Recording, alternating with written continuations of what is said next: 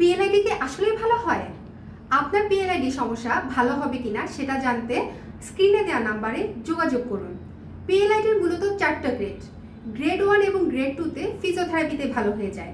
Grade 3-তে chance 50-50। Grade 4-এ চলে গেলে সেটা অবশ্যই সার্জারি করে নিতে হবে। কাদের পিএলআইডি ভালো হয় না জানেন? যারা মূলত ফিজিওথেরাপি শুরু করেও সেশনগুলো কমপ্লিট করে না, যারা প্রপার লাইফস্টাইল ফলো করে না, কিংবা প্রফেশনাল ফিজিওথেরাপিস্টের কাছ থেকে চিকিৎসা নেয় না। মারুফা ফিজিওথেরাপি পয়েন্টকে কেন আপনারা পিএলআইডি চিকিৎসার জন্য বেছে নেবেন জানেন? কারণ আমরা প্রত্যেকটা সেশন শুরু করার আগে অ্যাসেসমেন্ট করে ট্রিটমেন্ট মডিফাই করে থাকি এবং পেইন রিলিফ থেকে শুরু করে রিহ্যাব সেশন পর্যন্ত আমরা সেটা কমপ্লিট করে এরপরে পেশেন্টকে বিদায় দিয়ে থাকি। যারা মারুফা ফিজিওথেরাপি পয়েন্ট থেকে যারা সুস্থ হয়ে বিদায় নিয়েছেন, মারুফা ফিজিওথেরাপি পয়েন্টে যারা পিএলআইডি চিকিৎসা নিয়ে ভালো হয়েছেন, তাদের সম্পর্কে জানতে আমাদের কমেন্ট বক্স চেক করুন। ধন্যবাদ।